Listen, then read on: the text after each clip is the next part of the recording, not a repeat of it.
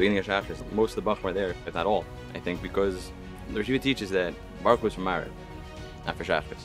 Learning from the Yeshiva that you don't start your day without a Seder was something that I take with me. Then I started learning in a kollel, and that's something that every day starts with the Seder. Every morning I learn in the kollel here in Waterbury at 6:30 in the morning. I have a chavrusa. In the morning before Shachris, I prepared Daf Yomi. I think it's the Kviyasitim, the bookends of the day and night.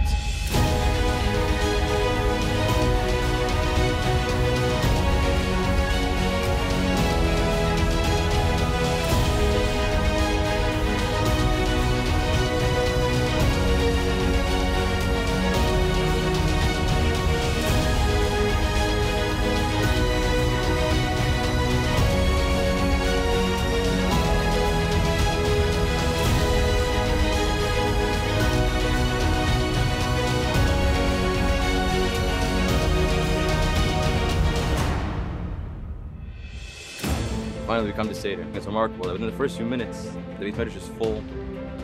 One of the things we're taught to do is when you look at a piece of Gemara, you have to go ahead and you have to see everything. Every single word makes a difference. Yeshiva gave over to me that the Clark kind of learning is really where it hits your heart. That's really where you connect to the learning and enjoy the learning. I find myself, I learn with my son at night. As he's reading the Gemara, I'm like, oh, what's the Klaimar and Rashi? What's the Havamin of the Gemara? What changed? Those are all skills that the Yeshiva in his shir taught us. Yeshiva wanted us to understand every word of Torah he taught us. He wants us to get it. He's shown you when you understand your learning and you really connect to it, it takes you to a deeper place. The Yeshiva, during Shir, he magnifies each point that is in the Gemaras and the Rashis and gives it over in a very, very clear way and form that each bacher, according to his level, is able to understand. I learned the Eraisa program and I learned it with 3 different chavrusas, the same Gemara each day. I almost have a hard time going too quick through the Gemara because of those years of unbelievable learning and the depth of his Shir. Amelus B'Torah brings a tremendous cheshek. Every Yiddish neshama is a yearning, and he fulfills that sipuk with a clarity. If he builds a sugya, not just a geshmak of vart here, geshmak of vart there. If he understands the sugya from ground up, he builds the sugya from ground up. That's how a person gets a sipuk and a cheshek. The matara of the yeshiva is to shtala veka bacha for life. Whatever he may do, mar b'kvayt shemayim is the tachlis of a person. To mar b'kvayt shemayim, whatever he does.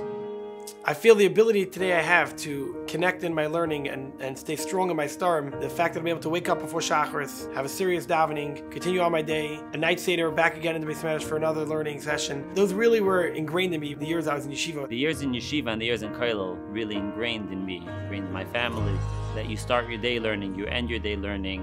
You go out in the morning to learn a Seder. Night, you don't just go out to Maariv, you go out to learn a night Seder. That's something you just do every night before you go to sleep. As we told Elam when the dormitory was built, it's hard to build a building. It's harder to build a sugya, and it's even harder to build a person. That's the hardest part, bigger than the most expensive building. Yeshiva would give over to us that a person always has to be growing. You have to have she'ifas. She'ifas. He taught us to want more. You know, it doesn't really matter if you're currently working or you're a Rebbe. It's continue steiging. I'd like the main focus of my day to be the ruchnis of the day, the tefillas, the starim. If I'm spending most of my day, the 9 to 5 in the office, but that shouldn't be the main focus of my day. It's the Seder in the morning and the Seder at night and something in between to keep that going, and that should be what I'm thinking about. That's on our mind. His toughness of pushing you to do the right thing and be where you're supposed to be and do the way you're supposed to do it, together with his love and care, really ingrained in me the ability to follow my schedule and follow what you're supposed to be doing. We meet the Yeshiva at an event and he asks you about what's going on in your life and you tell him any issues, chinuch habanim, things like that. You just see he takes it to heart. He'll remember it the next time. Bring eitzis, try to tell, maybe call this person. Just really involved in our life, and that's something that we appreciate going on. The Yeshiva's attention to detail about each bacher was so unique. He literally cared about how hard or soft your eggs were, what company orange juice you liked. There was nothing that was too small for him to worry about. If it meant something to you, it meant something to him. When a bacher walks in for a faher, the one thing that every single bacher always comes out saying is the warmth that they feel in the yeshiva. Every bacher comes over to them, gives them shalom, shows them where to sit, shows them around. That's something I try to emulate till today. When I give to my Talmidim, I don't just think about what I think is important and what I would want in the situation. It's about what they would want and how important it is to them.